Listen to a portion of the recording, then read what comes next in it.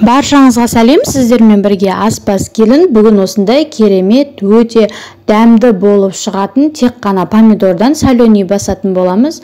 Өте дәмді болып шығады. Дәл осы әдіспен жасасаңыздар ешқандай атылмайды. Видеоны соңына дейін қарап, менің каналыма тіркеліп кетуді ұмытпаңыздар. Ең алдыменен осылай кептірілген укропымызды саламыз. Менде осындай кептірілген.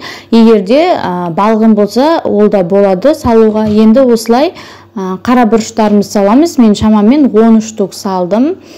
Енді чесногымызды саламыз. Сарымсағымызды мен үшеуін бөліп салдым. Ортасынан сонда 3 штук салдым. Және де жарты болгар бұрышын салдым. Енді осылай жуып тазаланған помидорымызды, осылай жақсылап помидорларымызды да салып аламыз. Енді осының үстіне қайнап тұрған, сықырлап қайнап тұрған суымызды құямыз. Содан соң банкаларымызды міндетті түрде парлап алыңыздар. 10 минут және қақпағында 10 минут қайнатып аламыз. Осылай жақсылап қақпағын жауып 15 минутқа суытып қоямыз. Оған дейін ішіндегі барлық ауалары, яғни шығатын болады. Сондықтан 15 минут өткен соң тағы осылай суымызды құйып қайнатып аламыз.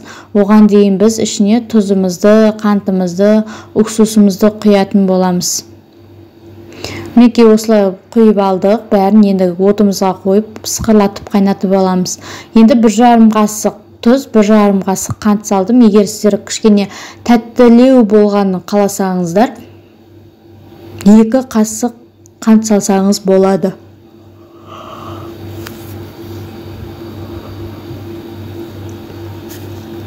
Содан соң 70% уксусымызды құямыз. Мен жарты қасық, шай қасық уксус құйдым. Ешқандай аспириннің қажеті жоқ. Осылай жарты қасық құйсаңыз атылмайды. Содан соң жаңағы қайнаған біздің суымызды құйып, банкаларымызды жауа берсек болады. Достар, менің каналыма тіркеліп кетуді ұмытпаңыздар. Өте көптеген рецепттер бар. Үйдегі аналарға қолжетімді рецепттер. Және де лайк басып, комментарий қалдырып қойыңыздар. Міндетті түрде түсінбеген жерлерің болса, сұраңыздар, жауап беремін.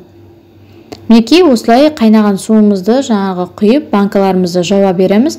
Банкамызды жауып болған соң міндетті түрде қалың көрпеге ораңыздар. Сол көрпеде 2 күн тұру қажет. Өзінің жаңағыдай ыстық несінде тұзымыз, қантымыз жақсы еритін болады. Видеоны соңына дейін қарағандарыңызға рахмет. Сіздермен бірге аспаз келін. Видеоны лайк басып, комментарий қалдырып кетуді ұмытпаңыздар.